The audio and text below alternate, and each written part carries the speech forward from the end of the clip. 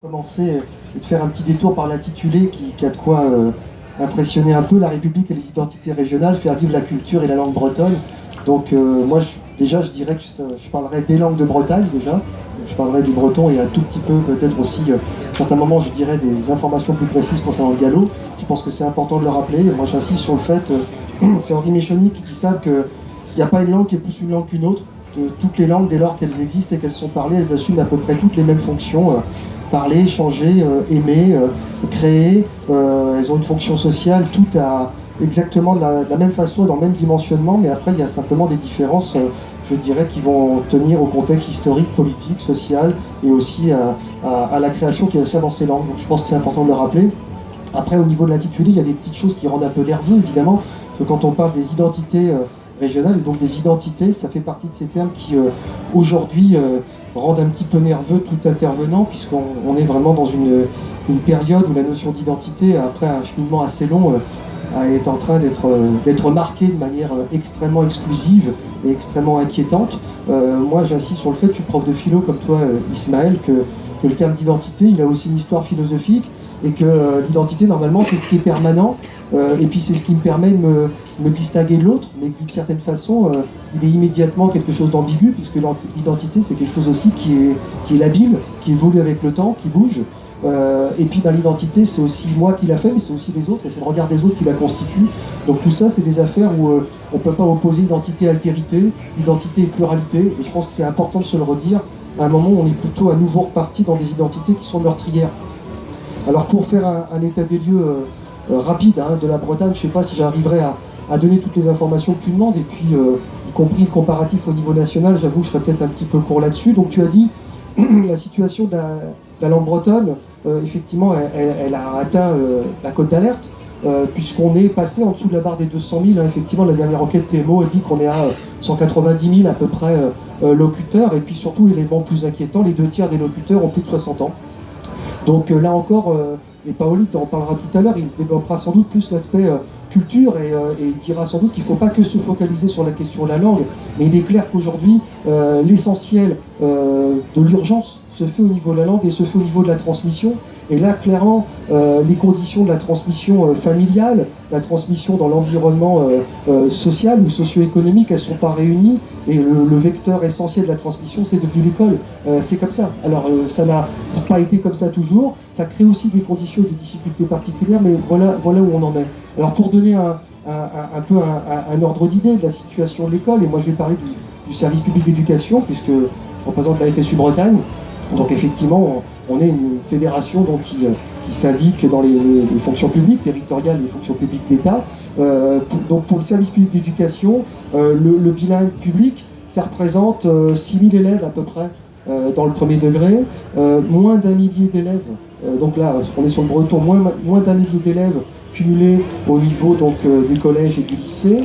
Et donc, on est aux alentours donc, de 7000 au bilingue. À quoi il faut rajouter? Et là, c'est toujours un élément, j'en reparlerai peut-être tout à l'heure, qu'on a tendance à oublier, l'optionnel.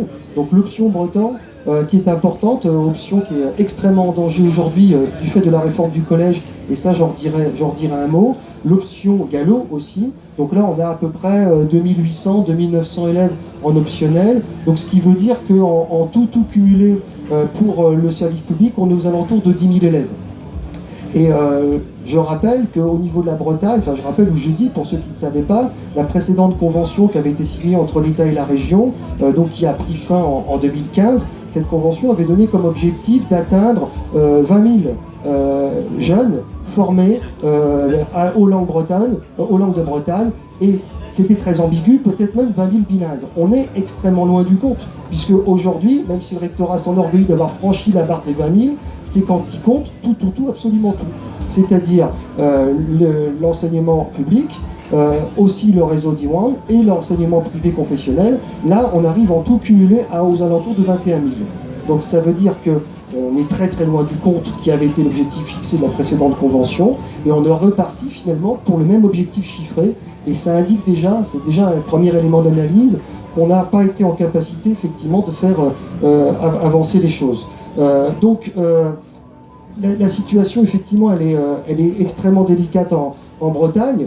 Pour nous, elle n'est pas séparable, et elle n'est pas forcément je dirais, à distinguer ou à opposer, comme certains le pensent, à la situation de l'ensemble du service public d'éducation.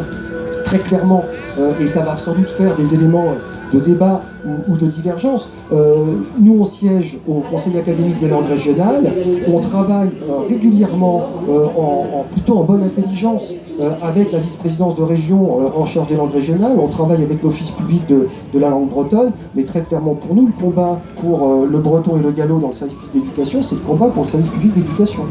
Et là, ça mérite peut-être aussi qu'on rappelle un petit peu des choses, à un moment où la complémentarité des réseaux est systématiquement prônée comme étant la politique éducative en Bretagne. Complémentarité, c'est-à-dire, quel que soit le réseau, dès lors qu'un réseau est implanté territorialement, on considère que le service est rendu. Et ça veut dire aussi que lorsqu'un autre réseau est implanté, il n'y a plus de raison de mettre des moyens pour le service public d'éducation. Et ça, c'est des choses effectivement sur lesquelles la FSU ne peut pas être d'accord. Et je rappelle quand même une petite singularité de la Bretagne, puisqu'on est effectivement dans le pavillon de la Bretagne. En France, il y a 1% des communes seulement qui sont sans école publique. Donc 1%, ça veut dire qu'à tout casser, ça fait 500 communes. En Bretagne, on n'est pas là, on en est à 15%. C'est 15% des communes sans école publique. Et si vous regardez un petit peu dans le détail, dans le Morbihan, on est à 25%. On est à plus de 20% en Ille-et-Vilaine. Je rappelle aussi qu'il y a une quinzaine de communes en Bretagne qui ont un collège privé et qui n'ont pas de collège public. Donc c'est dans ce contexte-là que s'inscrit la bagarre pour l'enseignement bilingue, et j'insiste pour l'enseignement optionnel, parce que même si effectivement nous on se bat fortement pour la reconnaissance du bilinguisme, pour son développement, et on commence à avoir, il faut le reconnaître, quelques évolutions qui sont positives, je vais en dire un petit mot rapidement.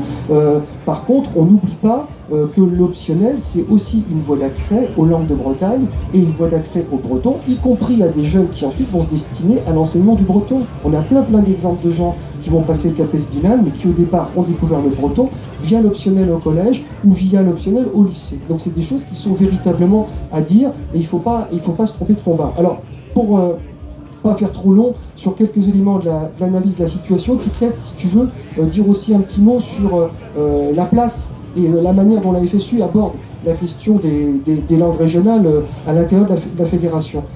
Je dirais qu'il y a eu des années, et tu as rappelé un petit peu l'historique de résistance, d'opposition même très forte, marquée au développement des langues régionales. Il y a eu des phases de négation, des phases d'obscurcissement de la question des langues régionales en France.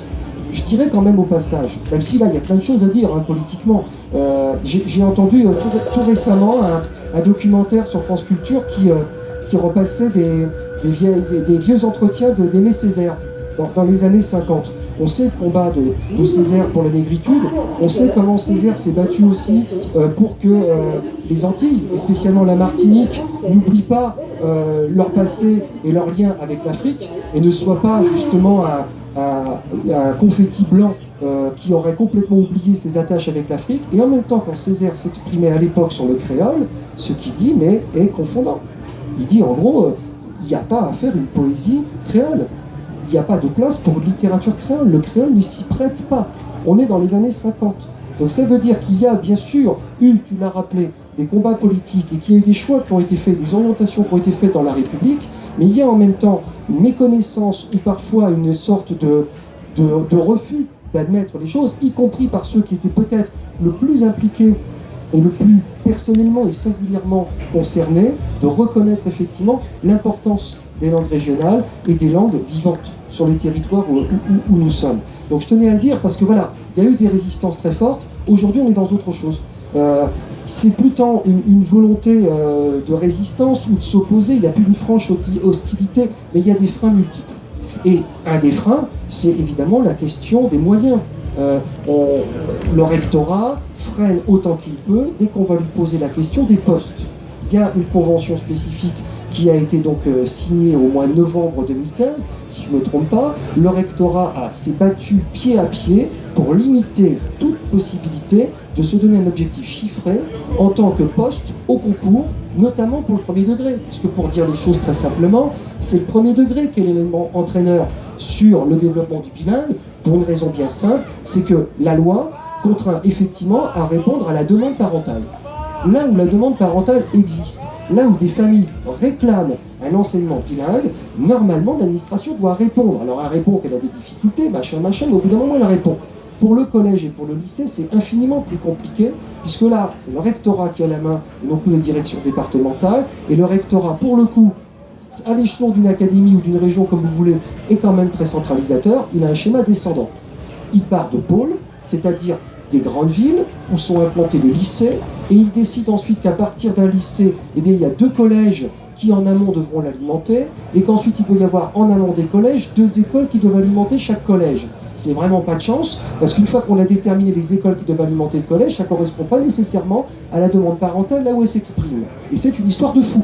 Et on est toujours à peu près dans cette histoire de fou, même s'il faut le reconnaître, le rectorat, sous la pression là, de l'ensemble des forces qui défendent les langues régionales de Bretagne, le rectorat commence à bouger et a effectivement instauré maintenant un processus, on verra ce que ça donne, ça ne fait que commencer, de révision plus régulière de la carte. Autrement dit, d'avoir enfin une carte des langues régionales qui corresponde un peu plus à la réalité des demandes.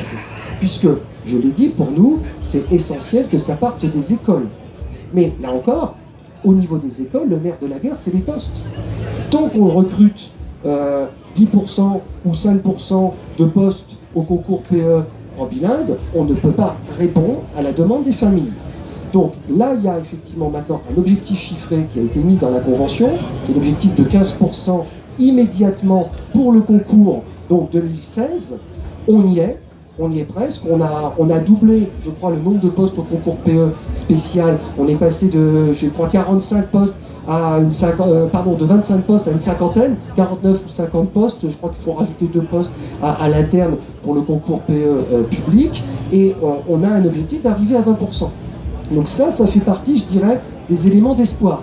Effectivement, sur la question des postes, on a bien senti que sous une pression conjointe des représentants des personnels, mais aussi des forces politiques, et c'est là où la question du pouvoir régional elle se pose, et elle est intéressante, effectivement. Nous considérons que le rôle des régions, c'est de pousser à ce que l'État assume ses responsabilités et à ce que l'État assume son rôle. Mais là où on a un vrai point de divergence avec d'autres forces en Bretagne, c'est de dire que ce rôle-là, même si l'État le tient mal, c'est à lui de le prendre. Parce que c'est l'État qui est le garant de l'égalité de traitement des citoyens. C'est l'État qui est le garant de l'égalité du service public à l'échelle de tous les territoires. Et ce que nous défendons au niveau de l'hôpital, ou ce que nous défendons au niveau de l'ensemble des services publics, ou de la poste, ou de tout ce que vous voulez, doit être défendu au niveau de l'école. De la même façon, nous ne pouvons pas, nous, défendre l'idée qu'on créerait un service public régional en Bretagne, qui serait, c'est vrai peut-être, dans un premier temps, plus volontariste. Mais qu'est-ce qui se passe alors pour l'espace occitan ? Qu'est-ce qui se passe alors au Pays Basque? Qu'est-ce qui va se passer dans les autres régions où on n'aura pas le même volontarisme et où on aura aussi parfois des colorations politiques dans les régions qui vont changer du tout au tout les politiques et qui vont donc contraindre à ce moment-là les acteurs à négocier au local avec les forces politiques. Ça, effectivement, c'est un vrai point de divergence. Je ne sais pas si j'en suis déjà peut-être à dire les actions à faire ou si ça vaut la peine d'en parler. Pour nous, il y a 2-3 points qui sont centraux. Il y a la question de l'articulation du premier et du second degré.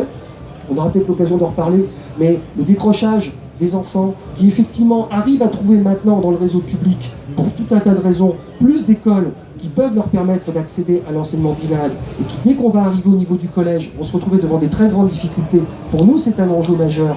Donc c'est le taux de passage entre le CM2 et la 6e en bilingue. Je sais que c'est une préoccupation forte pour Diwan, mais c'en est une pour nous, pour le bilingue, et il n'y a pas de raison que ça n'existe pas. D'autre part, il y a la question de la carte, j'en ai parlé tout à l'heure, donc la carte des formations, et là on a de vraies difficultés parce qu'on a un rectorat qui n'a pas forcément décidé de mettre les moyens, la question des postes, et puis j'y reviendrai peut-être un petit peu plus tard, la question de la formation des personnels. Voilà, j'ai peut-être déjà été un petit peu trop long, donc je passe la parole sur ma gauche, c'est ça, Paoli? Ça marche.